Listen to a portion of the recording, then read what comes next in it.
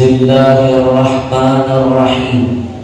Assalamualaikum warahmatullahi wabarakatuh.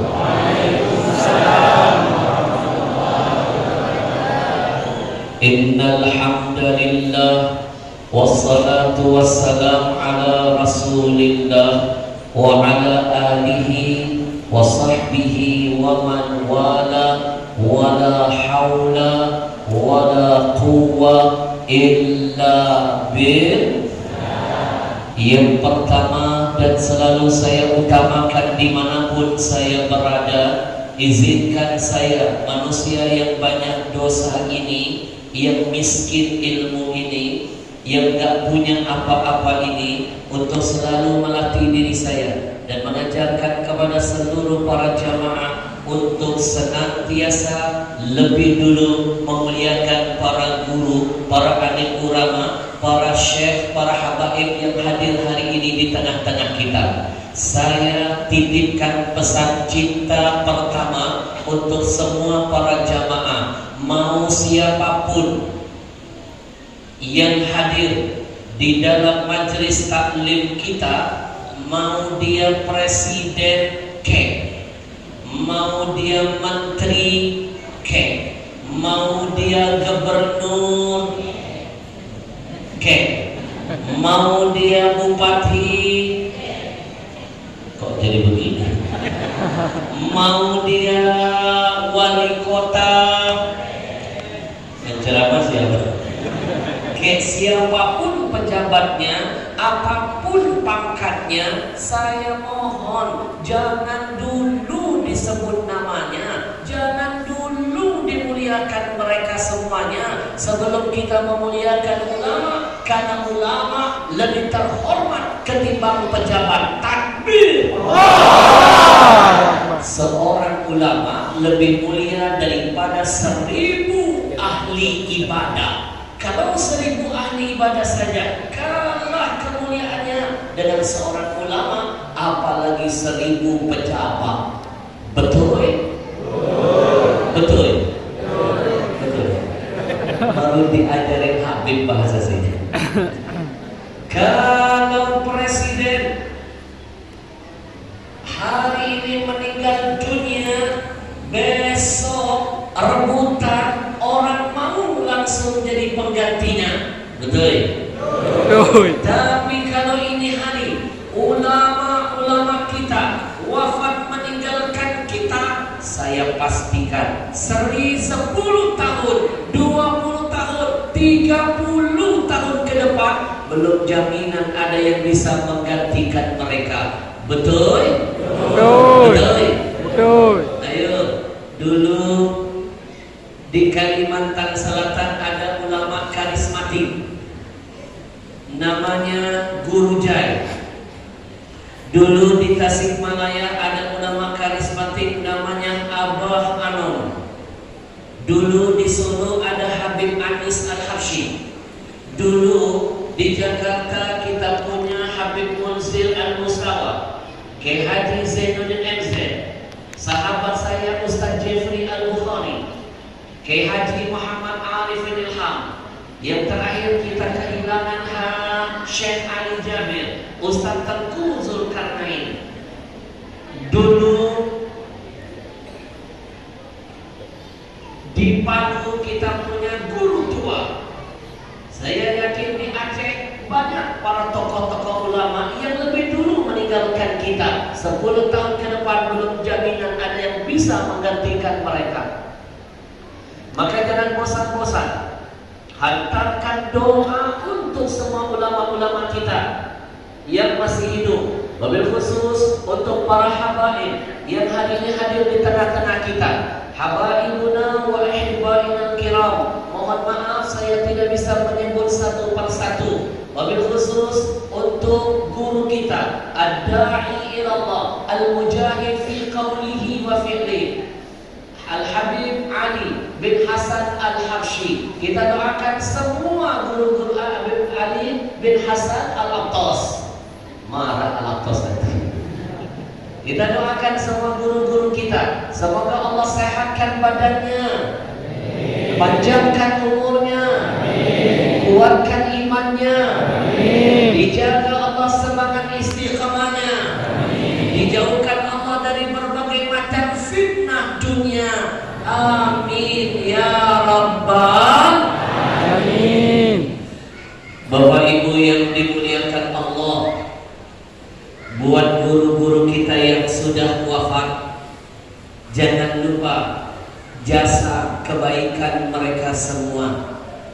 Doakan mereka biar ilmu kita diberkahi oleh Allah. Al-Imam Ahmad bin Hanbal ditakdirkan Allah jadi imam mazhab yang keempat setelah siapa? Gurunya yang bernama Al-Imam Asy-Syafi'i. Kenapa Allah berkahi ilmunya lalu ditakdirkan jadi imam mazhab terbesar keempat? Kenapa? Apa rahasianya? Mau tahu? Ya kompak dong, mau tahu? Jangan kemana-mana setelah yang satu ini. Lagi syuting. Rahasianya adalah Al-Imam Ahmad bin Hanbal selama 40 tahun tidak pernah lupa, tidak pernah absen mendoakan gurunya Al-Imam Asy-Syafi'i, bahkan di dalam sujud sholatnya. Di dalam sholat masih ingat gurunya, apalagi di luar sholat. Apa doa yang sering dibaca oleh beliau? Rabbil firli wali walidayya wali Muhammad bin Idris Asy-Syafi'i. Ya Allah, ampuni aku, ampuni ayah ibuku, hantarkan ampunan untuk guruku yang bernama Muhammad bin Idris Asy-Syafi'i. Asbab itu Allah berkahi ilmunya, Allah angkat derajatnya, Allah takdirkan imam madhab terbesar keempat setelah gurunya. Maka kata guru saya, mimpi ilmu akan diberkahi kalau ulamanya gurumu tidak pernah engkau doakan dengan keseharianmu. Maka hari ini saya mohon dengan segala kerendahan hati, kita hantarkan surah Al-Fatihah kepada semua guru-guru kita yang sudah meninggal dunia, kepada semua keluarga-keluarga kita yang sudah mendahului kita. Mudah-mudahan dengan kemuliaan surah Al-Fatihah ini Allah ampuni semua dosa-dosa mereka. Amin. Dibalas semua kebaikan mereka. Dilipat gandakan kemuliaan mereka. Dijadikan kuburnya menjadi raudhah min riyadil jinan. Allahumma ighfir lahu warhamhu wa'afihi wa'fu anhu. Lahumul Fatihah. Warahmatullah.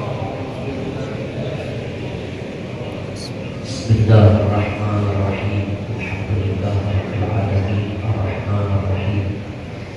Iyyaka na'budu wa iyyaka nasta'in. Ihdinas siratal mustaqim. Siratal ladzina an'amta 'alaihim ghairil maghdubi 'alaihim waladdallin. Amin. Satu hari ada yang bertanya kepada saya, Habib, mana dalilnya kita boleh menghadiahkan Al-Fatihah buat si mayit?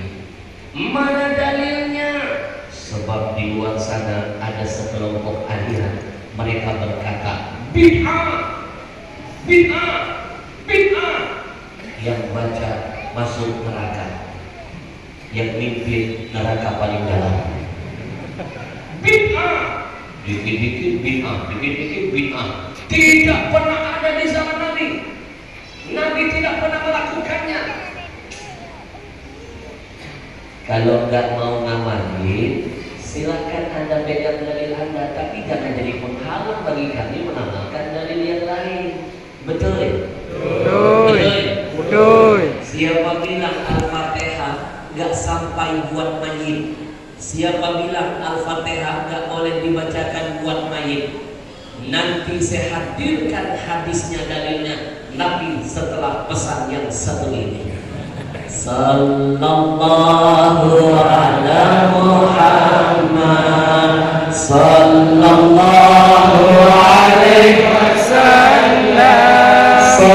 sallallahu ala Muhammad sallallahu alaihi. Bapak Ibu, saya mohon izinnya, kerjasamanya, ridho dan keikhlasannya. Harusnya kita tabligh akbar habis isya, tapi ada sesuatu dan lain hal. Tiket pesawat saya di Medan berubah, dimajukan. Jam 4 subuh sudah boarding. Saya bela-belain untuk hadir ke sini, akhirnya beli tiket baru lewat jalan Medan. Dari sini langsung naik mobil, lewat darat, pulang nggak naik pesawat, lewat darat, nyari pesawat yang tercepat untuk connect menghantarkan saya ke Kalimantan Selatan, kota baru namanya. Besok subuh hari tanggal 11 saya ada tabligh akbar di Kalimantan Kota Baru. Untuk warga sini saya bela-belain berletih-letih, bercapek-capek. Dari Medan jam 4 subuh, selesai acara dari sini langsung ke Medan. Makanya minta ridho kita akhirkan sholat isya. Siap? Kita mulai acara habis maghrib dimajukan, tidak mengurangi kemuliaan. Nanti masuk isya kita niatkan isya diakhirkan. Mana dalilnya? Hadis sahih kata Nabi, laula an asyqa ala ummati la amartuhum bi ta'khiril isya ila thulutsin lail. Kalau seandainya tidak memberatkan umatku, maka aku menyarankan, menyuruh umatku kalau bisa isya diakhirkan sepertiga malam. Kalau tidak memberatkan, ditakhirkan lebih baik untuk sholat isya. Alhamdulillah. Kita sepakati dulu isya diakhirkan, karena waktunya sangat terbatas. Mau gak mau, jam 9 saya harus angkat kaki dari tempat ini. Jam 10, 11, 12, 1, 2, jam 3 paling lambat saya sudah harus sampai di Medan. Cuma ganti baju doang, terbang ke Jakarta. Dari Jakarta transit langsung ke ujung Pandang. Dari ujung Pandang ganti pesawat, naik pesawat kecil ke Kota Baru Kalimantan Selatan. Saya bela-belain biar ketemu warga di sini, naik pesawat 3 kali demi warga di sini. Alhamdulillah. Ternyata pengorbanan saya tidak sia-sia. Begitu saya masuk ke sini, masjidnya membludak, jamaahnya sampai keluar, ramai yang hadir, hidup semuanya.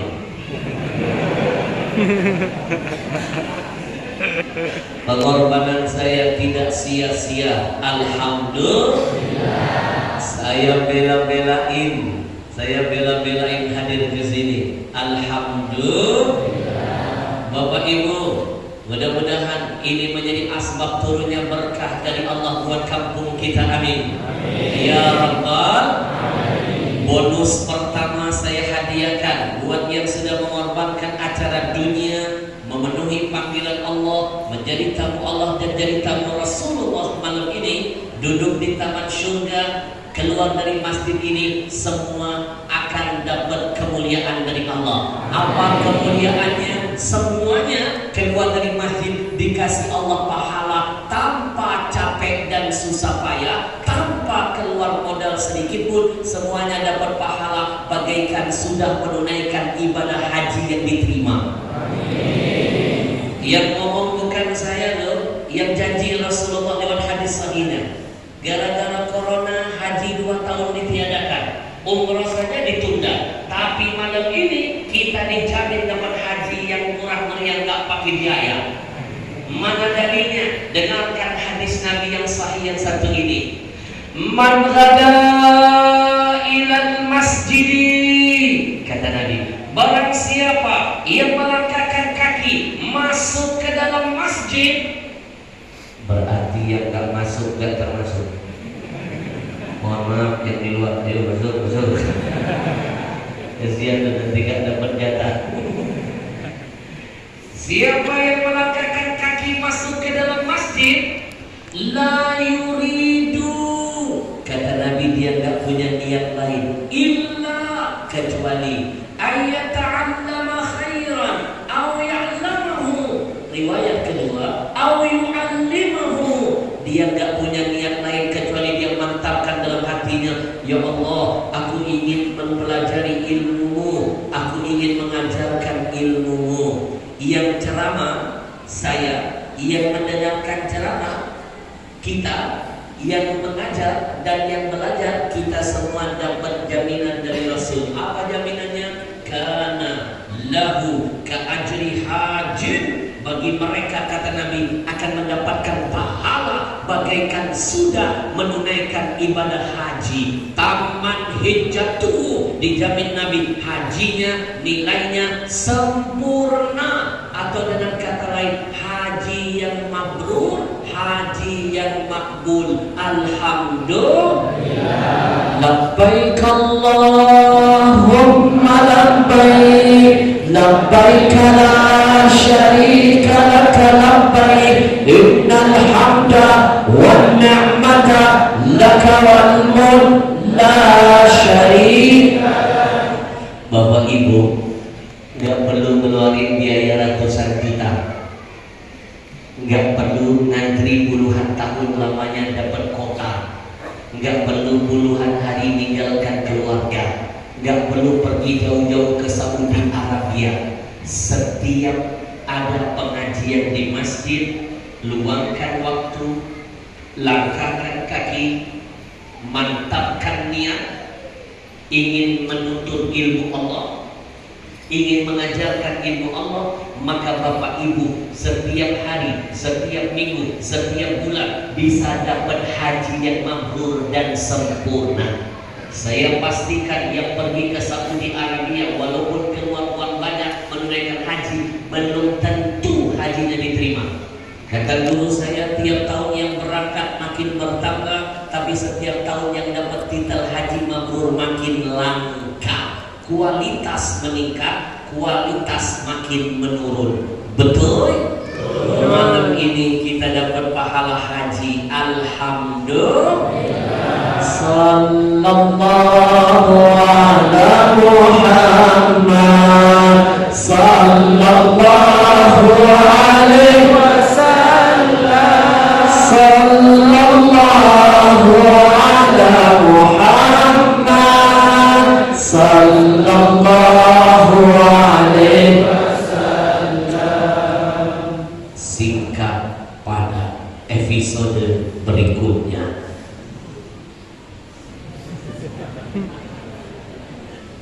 Maaf, saya sampai tadi gak sempat lagi ganti kostum. Jadwalnya padat, dibawa ke sini gak sempat ganti baju masih di mobil. Mohon maaf ya kalau pakaiannya cuma begini doang. Maaf.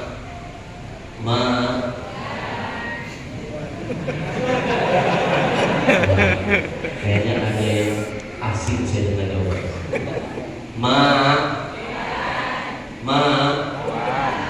Masa dijawab wah. Mak istri mata duitan ya. Baru kali ini saya keliling Indonesia. Biasanya mama di tempat lain kalau saya tanya mak, iya, gitu. Ada mama di tempat lain, mak, dalam, begitu. Ini mak, wah.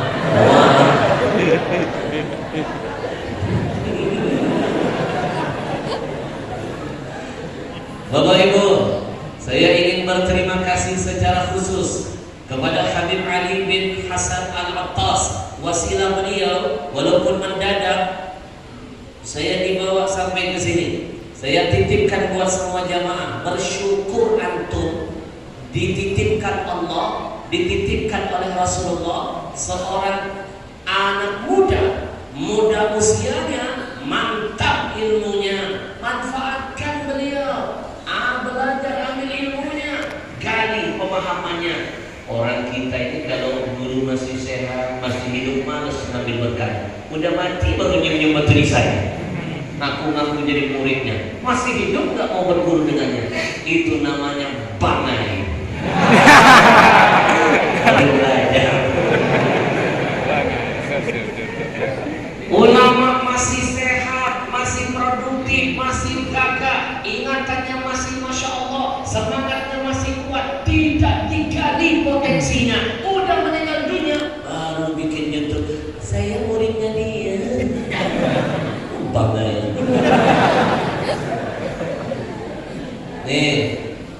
Jangan pandang Habib Alinya, pandang siapa gurunya. Habib Umar bin Hafiz, ulama dunia yang saat ini disegani, dihormati, dihargai. Maka saya titip pesan, Bapak Ibu sudah alim, masih muda, tawadu orangnya, di tubuhnya mengalir darah Rasulnya.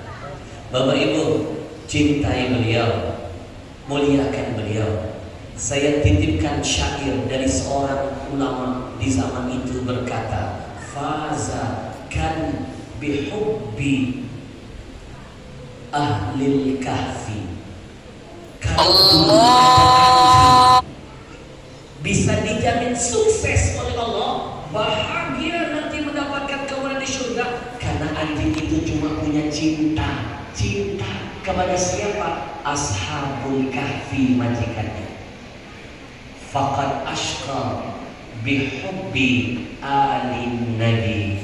Bagaimana dengan aku, kata penyanyi ini, yang mencintai keluarga Nabi? Kalau anjing saja baru punya cinta kepada ashabul kahfi, Allah muliakan karena cintanya. Lalu bagaimana dengan aku yang mencintai anak cucu Nabi? Pasti akan dapat kemuliaan, kesuksesan yang berlipat ganda. Alhamdulillah. Saya titipkan rasa cinta saya yang kedua buat semuanya. Dengarkan baik-baik, dengarkan. Mau siapapun orangnya, sealim apapun ilmunya, sehebat apapun ibadahnya, sejago apapun zikirnya, sebanyak apapun pengikut majelis taklimnya, kalau yang keluar dari mulutnya ada kebencian dengan anak cucu Nabi, ada fitnah yang dia keluarkan dari lisannya, mau dia gus dari manapun, mau dia tuan guru siapapun, mau dia kiai apapun, mau panjang berapa meter janggutnya, mau panjang serbannya, mau